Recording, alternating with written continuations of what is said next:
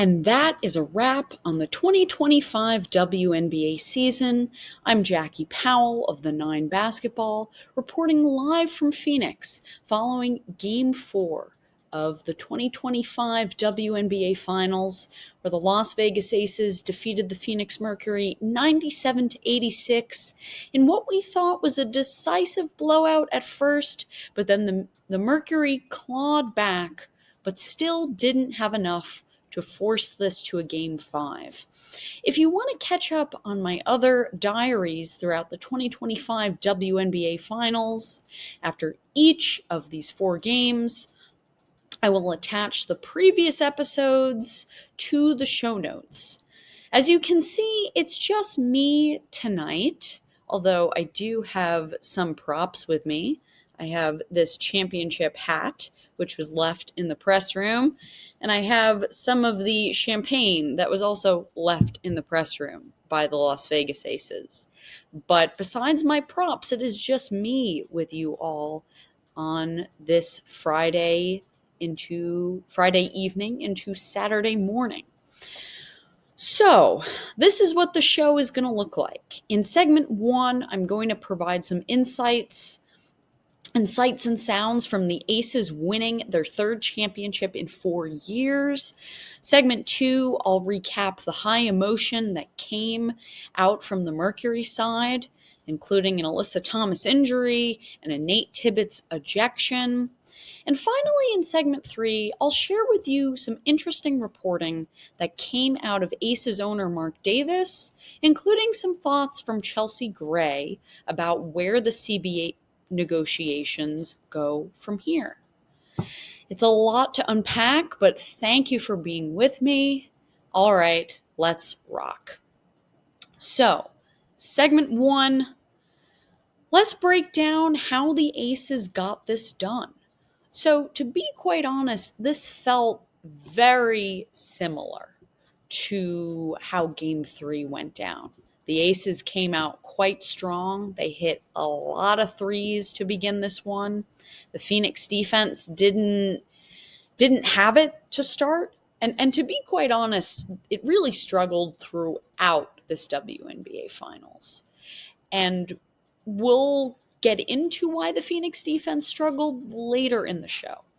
But the Aces moved the ball quite well, which again, as I noted earlier in this YouTube series, that the Aces really struggled to move the ball and out-assist their opponents in the past. They would win games, but sometimes it would be via a lot of one-on-one play. But what was super impressive was just how they were able to work the ball in the half court. And in addition to playing well in transition, it made the Aces a much more dangerous team. Because as we saw tonight, the Mercury really, really struggled in their half-court sets, and the Aces took advantage. So, what else did I notice from this game? Well, the Aces also turned the Mercury over. I mean, let's take a look at the turnovers. So there were, for the Mercury, they turned the ball over 18 times, and the Aces scored 26 points on those 18 turnovers. So that was a big part of this too, how locked in the Aces defense was. And so, obviously, A'ja Wilson is honored as the Finals MVP. She had 31 points, 9 rebounds, 4 assists. Not the best shooting night, 7 for 21, but she did a lot of damage at the free throw line. She was 17 for 19, which is essentially, that mirrors how the Phoenix Mercury were from the free throw line. But again, we'll get into that in segment 2.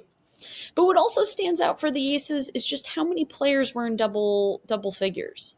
2 from the bench, and Dana Evans and Jewel Lloyd. Chelsea Gray had 18, Jackie Young had 18, in addition to A'ja Wilson's 31. In 2024, that wasn't very common for the Aces. It was sort of like, give the ball to A'ja and see what happens. In the first half of 2025, the offense was, give the ball to A'ja and see what happens. That's not who this team was in these finals. And that's not who this team was throughout the playoffs as well. So I'm going to take you inside this press conference, which, if you all have seen Aces championship pressers in the past, they've been very entertaining, but also they were really vulnerable and emotional. So I'm going to share with you some of what I thought were standout moments from how the Aces reacted to winning their third championship in 4 years. And so I'm going to start with sharing a video about Asia Wilson and the interesting prop that she not only brought to the presser, but it made an appearance on the television broadcast as well. And it really stood out. So, friend of the show, Kareem Copeland, asked Asia this question. And so I'm going to play it for you all so you can hear it. And yes, it does involve a pink tambourine. Asia, can you tell us about the tambourine and share the first thoughts that kind of went through your mind after the buzzer? Yeah, our amazing trainer, Jerica, got this tambourine for us. And you know me, I'm a Southern girl. And in the Baptist church, when you heard that, you knew the word was powerful. And so I think this is it's letting everybody know that the word was powerful for us today. And this whole season, like, God has been over us this whole time. And one thing about God is you got to be patient. You have to be patient. And when you're patient and you give him all your burdens, like, good things happen. Good things happen to the right people. And that's what you see in this locker room today. So this tambourine, and I know everybody laughing, and it's funny, and it is funny, it's cute, and it's pink. But this is a symbol of just the joyfulness we have right now. And I'm grateful to be with this bunch. And that ain't the alcohol talking.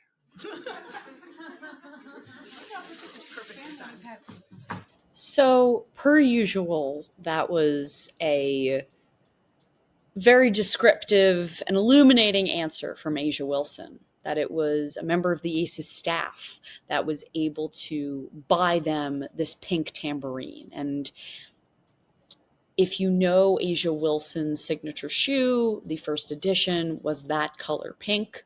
So, and obviously Asia Wilson wore a pink wig this season. That was sort of the motif that she embodied with her hair a year ago. It was Ace's silver. So the pink tambourine was very fitting. And so I also want to share with you all a moment from Becky Hammond. And I have been noticing a real evolution in Becky Hammond's coaching throughout the past week that has been covering this WNBA Finals. And I covered Becky Hammond during the 2023 WNBA Finals. I covered her again during the 2024 semifinals. And I've seen a real evolution when it comes to someone who not only is an excellent X's and O's coach, but someone who has a high emotional intelligence and has a real ability to get people to buy in, to get people to understand their roles, and also to be a teacher, that not only holds their students or players accountable, but who also knows when she needs to really encourage and support them and give them love. And so throughout this week, I've really seen these two sides of Becky Hammond. I've seen a emotionally intelligent, vulnerable Becky Hammond. And there was a moment this week where I asked her what helped her or who helped her through this very difficult season where the Aces began under 500 and barely in the playoff hunt, and now they're champions. Her answer to that was one word, and it was Jesus. Hammond is obviously very religious, but after winning this third title in 4 years, Hammond was really vulnerable, and it's really hard to get her to open up. So I want to share this video with you as well, about Becky Hammon. It was good. It was just reminding them of the journey and the people, you know, this group especially, these three. Don't start, babe. Don't start, babe. Don't start, babe. Don't start, babe. Now they're just, they're just. Peek over. Can't peek. Oh, sorry. I'll put it up. I love being their coach. I love being their coach. I love being their friend. I love being a phone call for them. I love pushing them, probably sometimes to their disliking a little bit, but I'm invested in their greatness and getting that out of them every day. And I know I've shared tears with all of them along this journey, especially this year. And this one hits different because it was different. There was probably a lot more adversity than any of us anticipated. And at the end of the day, we're all human. And but we're humans that wanted to get it right and get it right together. And I'm they're stuck with me. I mean, wherever they go, they're gonna be stuck with me. I just believe in who they are. I admire who they are. And they're phenomenal. There's another one. Yeah. Girl, you done made me cut my nose ring out. I don't know where you're going to sit. But I know you think a little bit. the buckle down factor that they had, I mean, on the basketball court, but they are, you want to take them to dinner. You want to like hang out. They're just really quality people with a really great support system around them. And I'm just happy to be part of that. So you could see there that the Aces players, they were feeling a little bit uncomfortable when Becky Hammon started getting really vulnerable. She started just letting her emotions ride. You saw those tears, and it was a really awkward type of thing. I mean, A'ja Wilson is putting up the championship rally towel to separate her from them so that she couldn't see them. I mean, that says a lot about vulnerability in athletes and vulnerability and coaches, which is a whole other discussion for a whole other podcast. But that moment stuck out to me. It stuck out to me because when Becky Hammon first became a head coach in this league, her shell was very hard. It was very hard to get to know her and to understand why she coached the way she did. And initially, and I include myself in this, I was quite critical of how she didn't really play her bench. She did not rest her stars at the appropriate times. But that has changed. Her bench played a critical role, not only throughout these finals, but throughout the entire playoffs. And she was very smart about subbing her stars in and out. So that, in addition to really balancing, the different parts of her personality with her players in order to get them to buy in, she's just a really fascinating, not just coach, but person to cover. So that really stood out to me when it came to the Aces and them really finding a way to win this third championship. There were some interesting moments where Jewel Lloyd was asked sort of about what this moment meant to her, just because a year ago she was coming off of one of the most difficult seasons of her pro career. And she said something along the lines of, people were writing me off a year ago and that I was washed, and now I'm in the promised land. And then you heard A'ja Wilson essentially say, here, or like a snap when you agree with something, but she shook her little tambourine. So that was sort of what I took away from the Las Vegas Aces. I mean, There will be more for me to write about the Las Vegas Aces. I will tell you all that will be my second and final edition of Basketball Wednesday, which will come out this coming Wednesday. Just taking a look at the many shades of this Las Vegas Aces franchise. So coming up, we're going to get into what I learned about the Mercury this evening and how there were some pretty dramatic things that happened. So stay with us. Hello, I'm Jackie Powell. I'm back here in the press room following Game 4 of the WNBA Finals, where the Las Vegas Aces won their third championship in 4 seasons. Yes, I'm here with some champagne and a championship hat.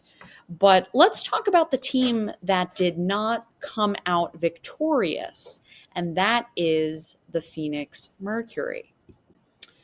So what I took away from the Mercury was this felt like how Game 3 started.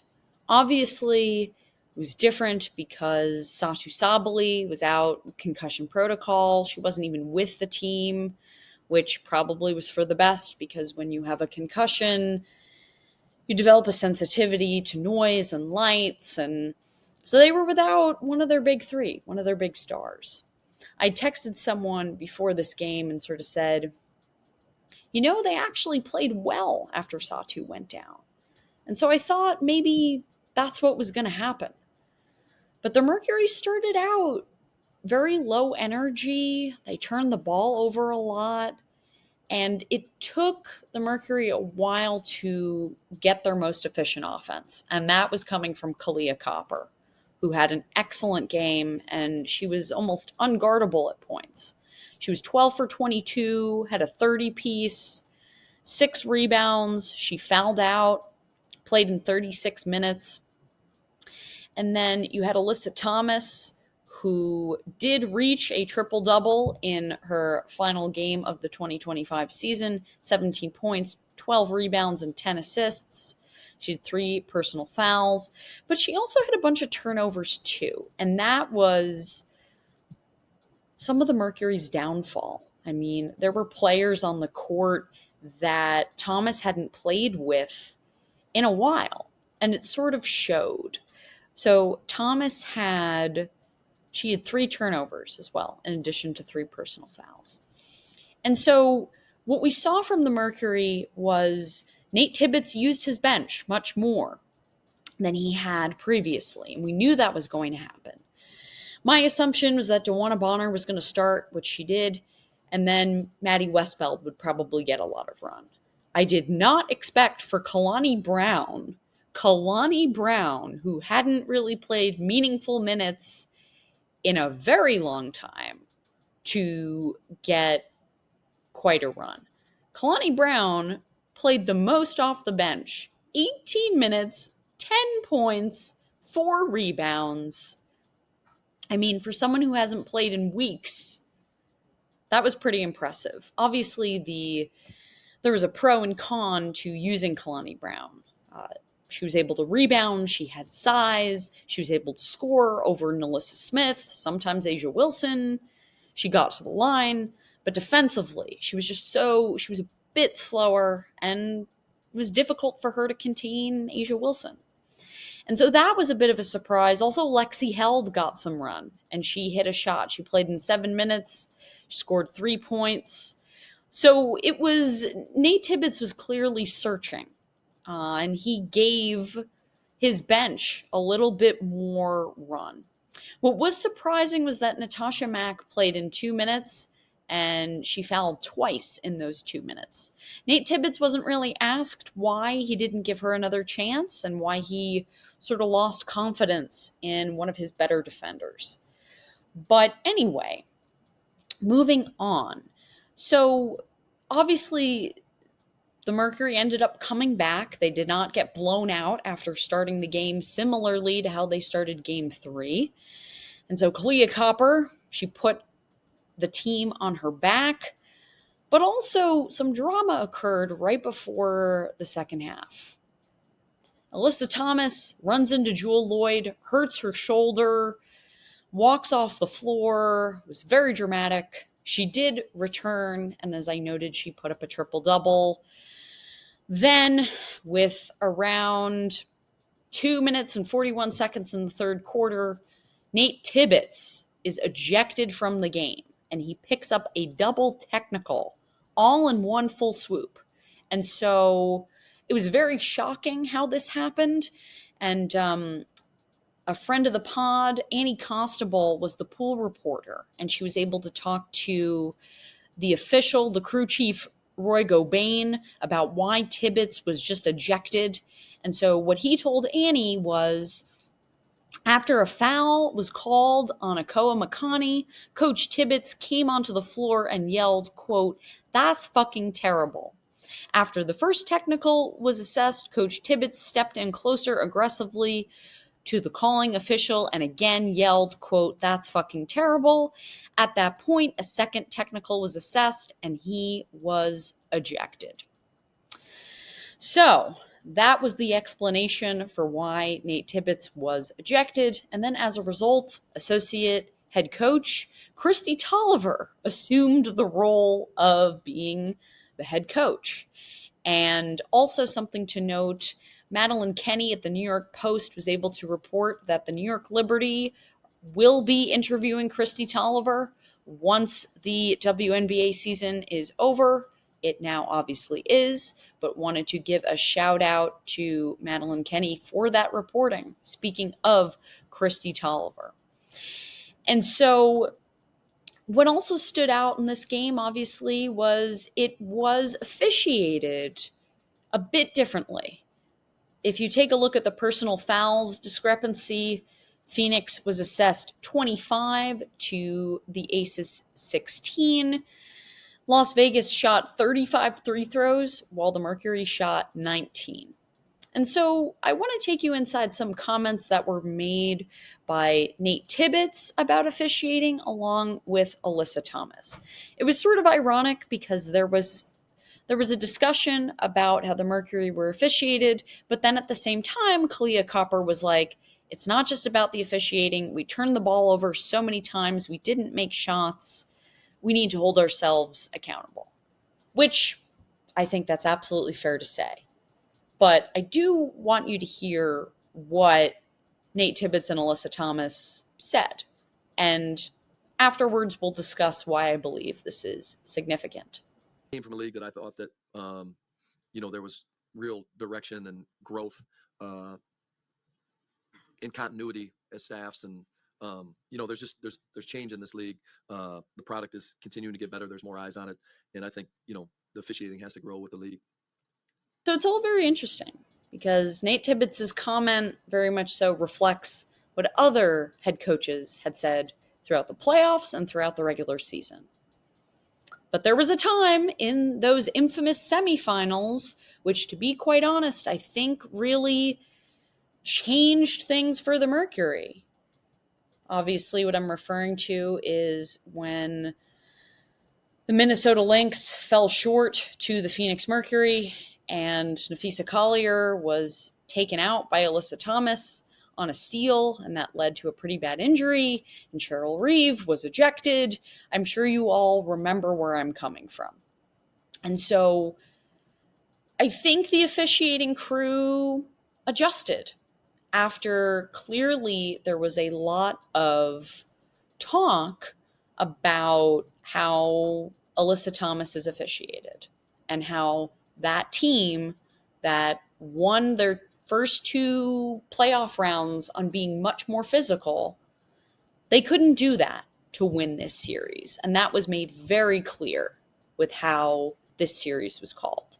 Tonight, it wasn't called evenly, but on other nights, it was called evenly. And you saw on the Aces side, okay, Dana Evans fouls out. There are other players in foul trouble. But the Aces still found a way to win. They did. They did less complaining and they put their heads down and just continued on. And so the Mercury struggled with that because, of course, they didn't have to deal with that in the first two rounds. But I do want you all to hear what Alyssa Thomas had to say about this. So I'm going to play this clip for you also. Here we have Kalia Copper and Alyssa Thomas discussing the officiating. AT, I'll ask you this kind of a follow-up. Nate said that he would like to see more consistency from the officiating and that he felt like earlier in the playoffs, the refs were letting you guys play a little bit more. I guess I'm just curious, what would you want to see in terms of changes in officiating for next year? Yeah, I mean, I think that's the main message everyone's been saying all year long is consistency. I think we've been asking for that for years, but it is what it is. It's unfortunate to get to this stage and you don't have it, but it's not the reason why you win or lose a game. So the main message is just to leave that part out of it. I think for us, it was about us being better as a team through the series, and just to leave the officiating out of it. So Alyssa Thomas, she talked about consistency, but then she also held herself accountable because when officiating changes, it's up to your team to adjust. And when you look at the Mercury and how they played in this series, they failed to adjust to how this was being called. There were calls made this evening against the Mercury that just weren't called against the Minnesota Lynx or the New York Liberty. And also in those first two rounds, both of those teams were playing games without healthy versions of their best players. So, that was definitely a bit of a caveat that came into play. I mean, they played against a very healthy Las Vegas Aces team. They did not play against a very healthy Minnesota Lynx or New York Liberty team. So those are all things to keep in mind. And also, this is a team that hasn't been through the trenches together. This was their first go-round. And, it became very clear that this team was winning out of their defense. And so their defense was really physical in those first two rounds. And after there was a lot of hoopla, their defense couldn't be as physical. And the team wasn't able to adjust properly and regain their defensive prowess without fouling.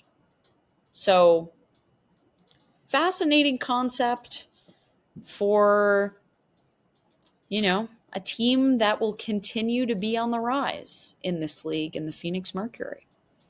So, coming up, our final segment, we're going to talk about some of the off-court storylines. Mark Davis, the owner of the Las Vegas Aces, he did multiple pressers. He did a presser right here on this podium, and then he did a little scrum with a bunch of reporters following the Aces press conference. So we'll talk about Mark Davis. We'll also talk about Chelsea Gray and her reaction to Commissioner Kathy Engelbert being booed by the over 17,000 fans that were in the arena tonight. All of that is coming up. With me, we've got some champagne, we've got a championship hat.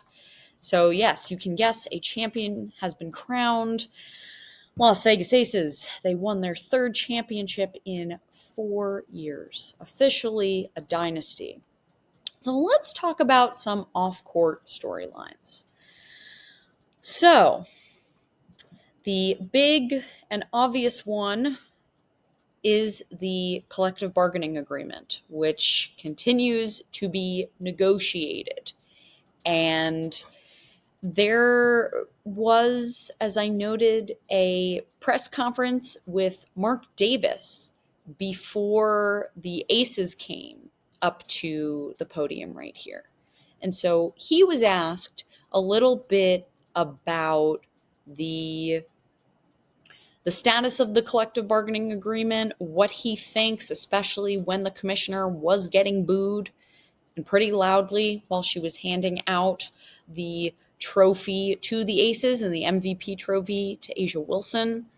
I have to give Kathy Engelbert some credit. It's very hard to speak into a microphone when there's a lot of noise. I gave her credit for just sort of sticking with it and doing what she needed to do.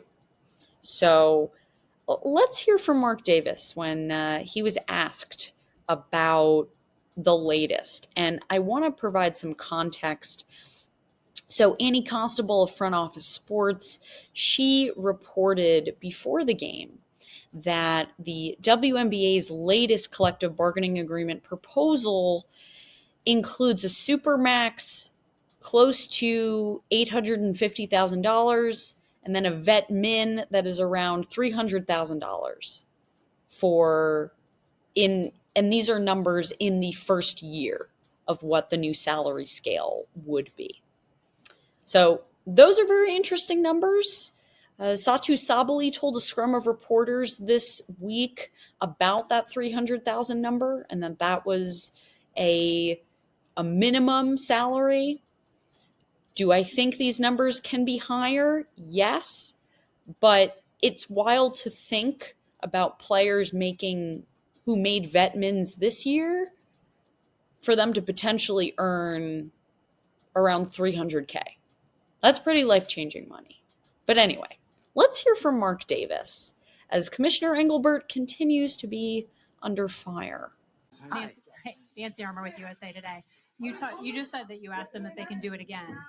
How concerned are you about the CBA negotiations, and what do you want to see happen? Well, the last time I spoke about things like that, I got fined. So I think it's better if I don't say anything. But I think they'll work it out somehow. I hope. I haven't been consulted, and I think it's, again, what side of the table I'd probably be sitting on. So we'll get it right. And I don't think that there's two sides to this. If we look at it as togetherness and trying to make the future better, I think that's what we need to do. So we'll see if that works. Fascinating stuff from Mark Davis, obviously. And veering off from the CBA just for a quick moment, when Mark Davis did speak to reporters in a little scrum, I asked him about the status of the league's current investigation into the Aces for salary cap circumvention. This is the second investigation that the league did into the Aces.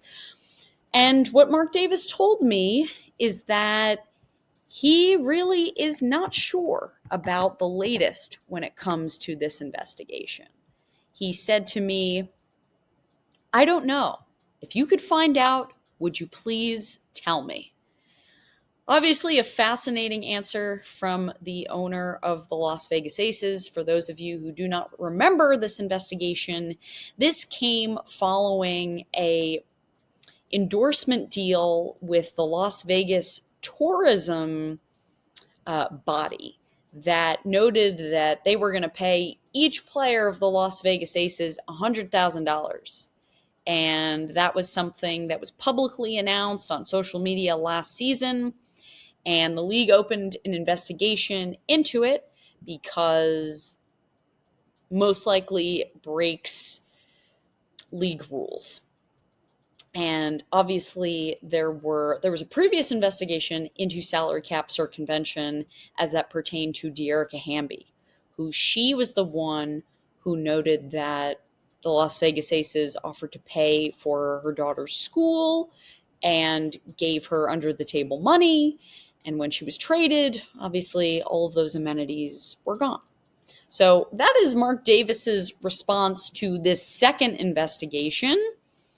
So he wants me and other reporters to find out. I guess we will have to.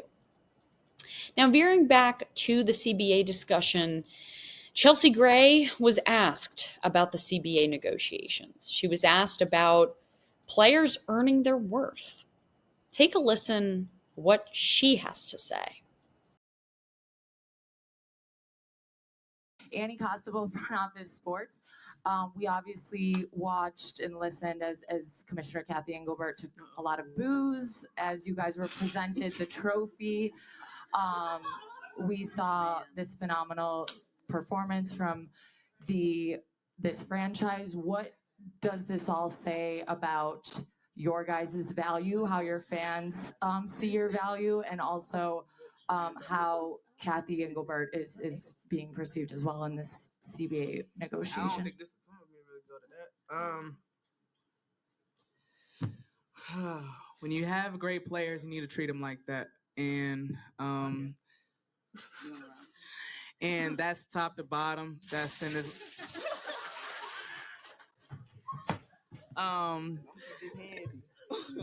Top to bottom. When you have great players, you need to treat them like that.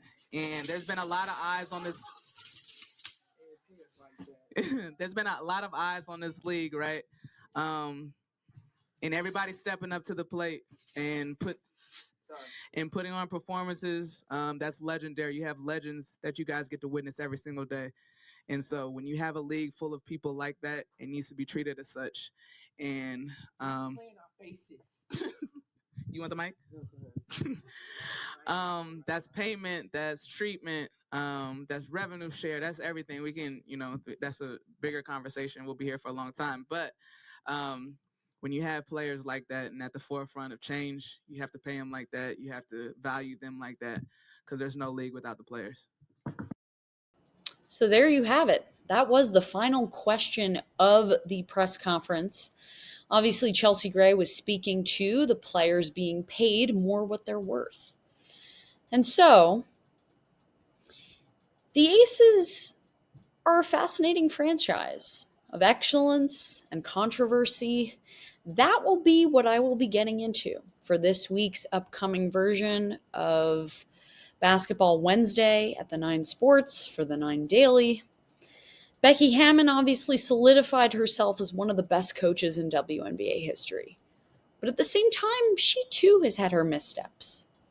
The Aces have won 3 championships, but they've broken a lot of league rules to get there. I will be diving into those dynamics next week.